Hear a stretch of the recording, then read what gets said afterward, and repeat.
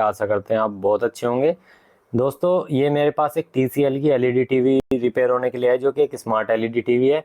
और दोस्तों मैं आपसे एक छोटी सी निवेदन चाहता हूँ, आप हमारे यूट्यूब चैनल पे हो तो सब्सक्राइब कर लो, फेसबुक चैनल पे हो तो फॉलो कर लो, ठीक है।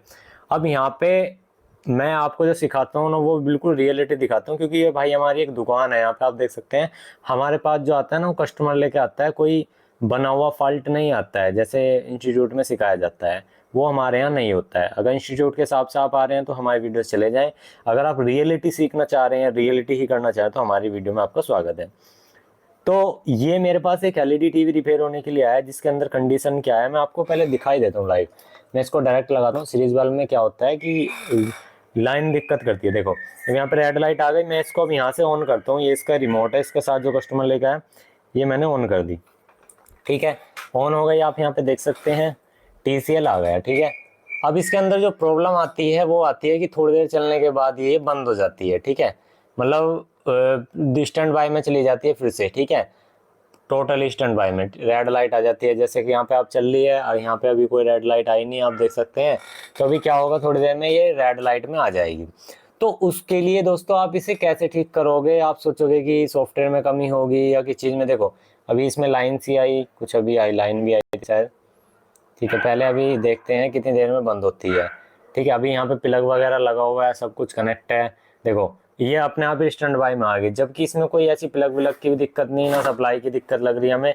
अब मैं बताता हूँ ये फॉल्ट दोस्तों कहाँ से बनता है, कैसे बनता है। चलिए स्टार्ट करते हैं। मैं पहले कैमरे को यहाँ पे सेट कर लेता हूँ। समझना इस चीज को, आपको पहले समझाया जाएगा फिर आपको रिपेयर करके देंगे। रिपेयर करके दिखाने की कोई जरूरत ही नहीं है, मैं आपको समझा देता हूँ। देखो दोस्तों होता क्या है, पूरे एलईडी टीवी के अंदर एक कॉम्बो कार्ड है। अब तो कॉम्बो कार्ड आ रहे हैं ज्यादातर, कोई भी आपका ऐसा कार्ड नहीं होगा कि यहाँ पे यहाँ सप्लाई है यहाँ पे है।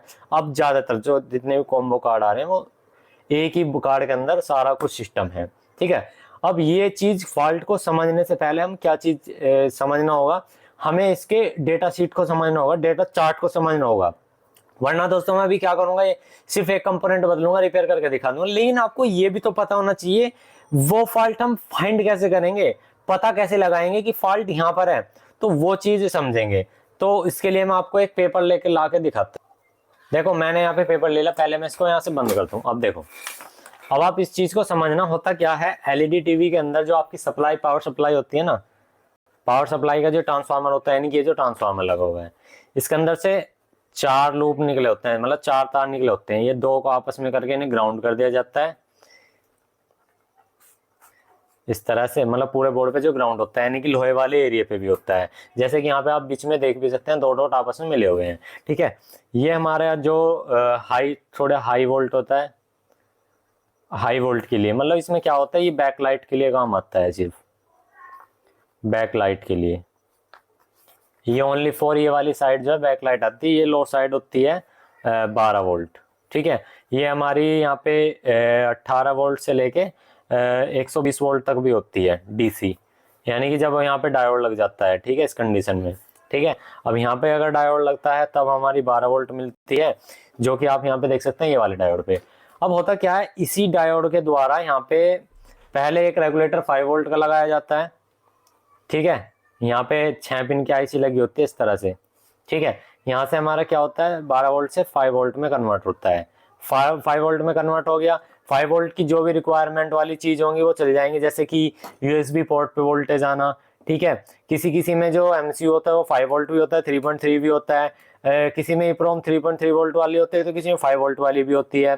तो यानी कहने का ये चीज है, जो जो चीज मतलब रिक्वायरमेंट के 5 वोल्ट से वो चल जाएगी।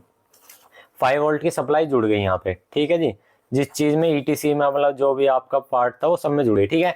इसके बाद होता क्या है, इसके बाद में जैसे मान लीजिए कि अब 5 वोल्ट से ये तो चीज चल गई, लेकिन जो किसी की जो मेन ज्यादातर जो अब IC आ रही है, मेन IC हुई, जैसे प्रोग्रामर IC मेन IC, जो मेन IC बोल सकते हैं, मेन IC, ठीक है, मेन IC। और आपकी जो एक होती है यहाँ पे रैम और प्रोग्रामर IC, यहाँ पे 8 पिन की ये प्रोग्रामर IC, यानी कि जिसके अंदर सॉफ्टवेयर होता है। तो इसको चलाने के लिए एक IC लगी होती है, जो भी यहाँ पे रेगुलेटर लगा है वही रेगुलेटर यहाँ आ गया। तो ये 5 वोल्ट लेगी, इनपुट कराएगी, लेकिन 3.3 वोल्ट यहाँ पे आउटपुट करा देगी। तो ऐसे ही चॉपर लाइन जुड़ी होती है। फिर हमारी 1.2 वोल्ट के लिए एक और आईसी लगी होती है, उसको यहाँ पे 3.3 वोल्ट मिलती है, 3.3 वोल्ट से 1.2 वोल्ट देती है। ऐसे ही यहाँ पे 3.3 वोल्ट से एक और आईसी लगी होती है, तो वह यहाँ पे 1.5 वोल्ट मिलती है। तो ऐसे ही एक पूरी मतलब एक चेन बनी होती है। चेन किस लाइन से बनी होती है? 12 वोल्ट वाली लाइन से, ठीक है।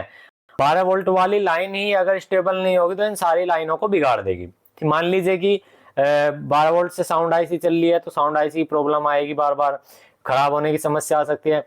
जब 12 वोल्ट डिस्टर्ब होगा तो आपकी एलईडी टीवी डिस्टर्ब हो जाएगी। तो हमें ये जो सारी वोल्टेजेस हैं, इन वोल्टेज को करेक्ट करना होता है बोर्ड के अंदर, और हमें ये समझना होता है कि ये वोल्टेजेस जो कहीं से ब्रेक डाउन तो नहीं हो रहे। उससे पहले जो हमें सारा काम करना होता है वो प्राइमरी पे काम करना होता है, जो प्राइमरी पे कैपेसिटर लगे होते हैं। तो चलिए ये सारी चीजों को अब हम फाइंड करते हैं बोर्ड के अंदर, क्या ये चीजें ठीक है इसके अंदर, या इनके अंदर से कोई सी वोल्टेज एकदम से ड्रॉप होकर के या बंद हो रही हो, दिक्कत आ रही हो। अब देखो दोस्तों क्या होता है, अब यहाँ पे समझने की बात है, मेन समझने की बात है। अब ये बोर्ड हम मान लीजिए कि इस तरह से है, अगर मैंने इस पे सिखा दिया तो आप इसी तरह का बोर्ड रिपेयर कर पाओगे, दूसरा नहीं कर पाओगे। तो ये बहुत बड़ी दिक्कत वाली बात आ जाती है। अब ये बोर्ड है हमारा, ये बोर्ड थोड़ा सा डिजाइन में इस तरह से चेंज है, मतलब यहाँ पे इसमें आईसी अलग है, इसमें आईसी अलग है, इसमें 12 वोल्ट का यहाँ पे दे रखा था, इसमें 12 वोल्ट का यहाँ पे है, इसमें रेगुलेटर यहाँ पे है, तो इसमें रेगुलेटर यहाँ पे है। तो दोस्तों आपको कभी भी इस चीज से भ्रमित नहीं होना है, ठीक है। समझो मेरी बात को, मैं क्या कह रहा हूँ। अगर आपने ये देख लिया इसके अंदर 12 वोल्ट बनती है या 5 वोल्ट बनती है, 1.5, 3.3, तो ये सारी चीजें आपको फाइंड करनी होती है। ये जरूरी नहीं है कि इस लोकेशन पे 3.3 वोल्ट उस सर्किट में थे तो इसमें भी यही मिलेगी, ऐसा कभी नहीं मिल सकता आपको किसी भी बोर्ड में। सेम बोर्ड होगा तो ही मिलेगा, ठीक है। अब चलिए वही चीज हम फाइंड करना शुरू करते हैं। सबसे पहले 12 वोल्ट के लिए हम पहचानते कैसे हैं, पहचान आनी चाहिए आपको। भाई हमारा यहाँ पे ट्रांसफार्मर लगा हुआ है, ये छोटा सा, यहाँ पे बीच में 2 तार जो है, यहाँ पे देखो मैं थोड़ा सा जूम भी करके दिखाता हूँ, थोड़ा सा कैमरा को उधर करता हूँ और यहाँ से आपको जूम करके दिखाता हूँ। अब आपको दिखाई दे रहा होगा, यहाँ पे देखिए ये 2 तार जो आ रहे हैं ना, ये 2 तार आपस में यहाँ पे ज्वाइंट है, और इधर की तरफ एक डायोड लग गया जो कि हाई साइड वोल्टेज है, और एक डायोड यहाँ पे लग गया, यहाँ पे लो साइड वोल्टेज, जिससे कि आपको दिखा भी दूं। ये हमने यहाँ पे लगाया और इसको लाइन से कनेक्ट किया। अब आपको देखिए बिल्कुल लाइव दिखाता हूँ यहाँ पे, अब देखो, अब दिखेगा। ये देखो, पहले मैं थोड़ा सा हाई साइड पे चेक कराता हूँ आपको। देखो हाई साइड पे देख लो 42 वोल्ट आ रही है, 41 42 के आसपास, ये देखो डीसी के। और यहाँ पे जो 12 वोल्ट वाली लाइन है उस पर दिखा देता हूँ 12 वोल्ट। ये मैंने यहाँ पे पहले लिख भी रखा है, क्योंकि जो मेरे यहाँ पे बंदा भाई है उसको सिखा रहा था मैं। तो इससे पहले जब मतलब स्टैंड बाई की समस्या है ना, तो आप यहाँ पे देख सकते हैं ये फिल्टर कैपेसिटर प्राइमरी सेक्शन में है, यानी कि जो सप्लाई है इसके प्राइमरी सेक्शन में है। इसके प्राइमरी सेक्शन को क्या करेंगे, हम पहले वोल्टेज चेक करेंगे। बिजनेस लोन के लिए बैंक के चक्कर काटने की जरूरत नहीं है। 20 लाख का लोन पीएम मुद्रा योजना से आपको घर बैठे मिल जाएगा। बहुत सारे बिजनेस वाले आजकल बैंक में जाकर लोन मांग रहे हैं, जहां पर दुनिया भर के डॉक्यूमेंट्स उन्हें देने पड़ते हैं, उनसे कोई गारंटर मांगा जाता है, और हाँ, अगर सिविल स्कोर अच्छा ना हुआ तो लोन भी नहीं मिलता है। लेकिन पीएम मुद्रा योजना में ऐसा नहीं है। बिना किसी गारंटर के, बिना किसी पैन कार्ड के और बिना सिविल स्कोर के आपको लोन मिलता है। बस आपको इसका प्रोसेस नहीं पता भाई। ना किसी दफ्तर के चक्कर लगाने हैं, ना किसी को घूस देनी है। सारा काम फोन से घर बैठे ही हो जाएगा। बस एक एप्लीकेशन डाउनलोड कर लो, सीखो ऐप। सीखो ऐप यूट्यूब की तरह ही एक एप्लीकेशन है जिसपे वीडियोस आते हैं। बस फर्क इतना है कि सीखो ऐप पर सिर्फ काम के वीडियोस आते हैं। सीखो ऐप पर आपको पीएम मुद्रा लोन के बारे में एक डिटेल्ड वीडियो मिल जाएगा, जिसमें एप्लीकेशन फॉर्म भरने से लेकर केवाईसी कैसे करवाते हैं स्टेप बाय स्टेप एक्सप्लेन किया गया है। और इतना ही नहीं, सीखो ऐप पर वीडियोस की बहुत सारी कैटेगरीज हैं। जैसे पीएम मुद्रा लोन योजना का वीडियो आपको सरकारी काम वाली कैटेगरी में मिल जाएगा, ऐसे ही बिजनेस सिखाने वाली कैटेगरी है, शेयर मार्केट की कैटेगरी है, और टोटल इस प्रकार की 12 कैटेगरीज हैं। यानी कि अगर आप सीखो ऐप डाउनलोड करते हैं और उसको यूज करना स्टार्ट करते हैं डेली, सो आप पीएम मुद्रा लोन कैसे लेना है ये तो सीख ही जाएंगे। साथ ही साथ अपने बिजनेस को ग्रो करने के लिए बहुत सारी और नई टेक्निक्स भी आपको सीखने को मिलेंगी। इंस्टॉल नाउ पे क्लिक करो और अभी सीखो ऐप डाउनलोड करो।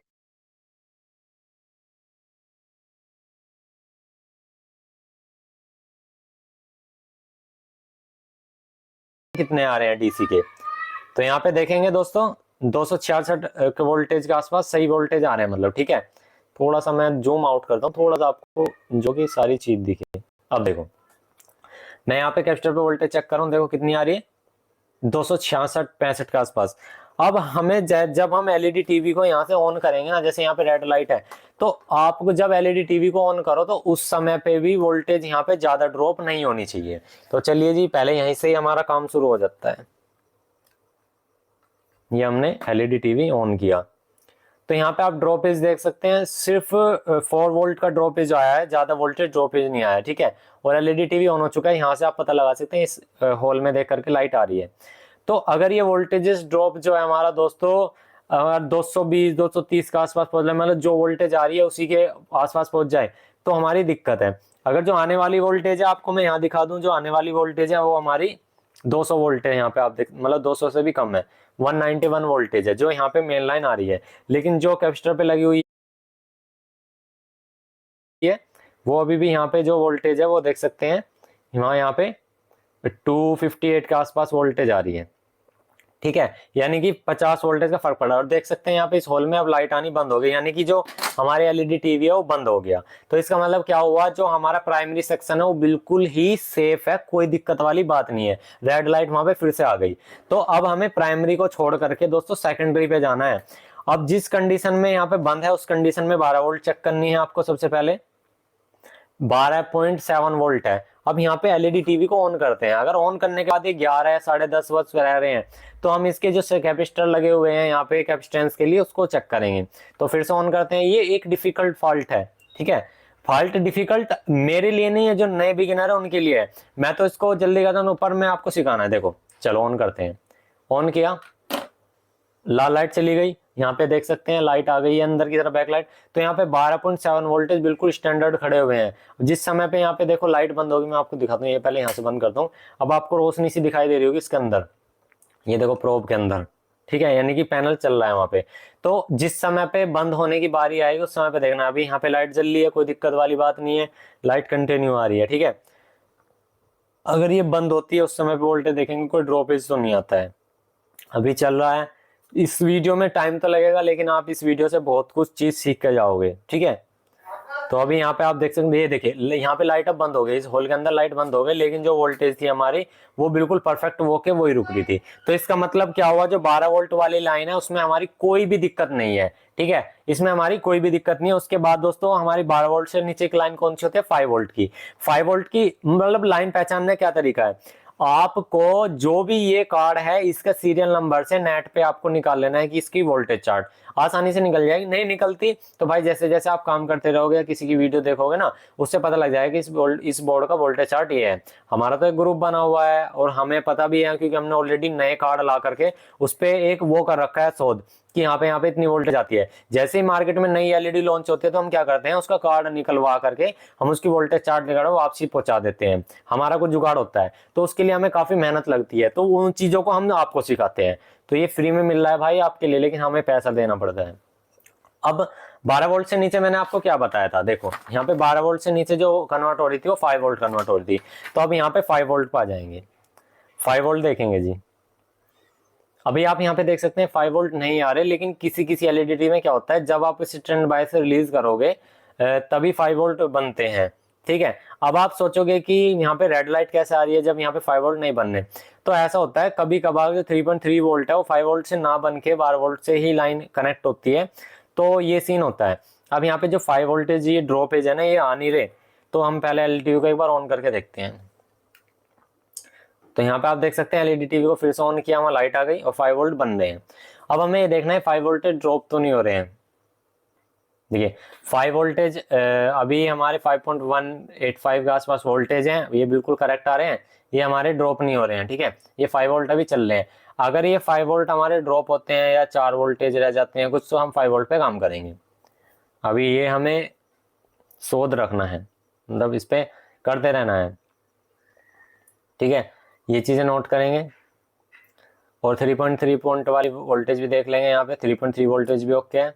5 वोल्ट देखिए अभी यहाँ से चले गए, ठीक है।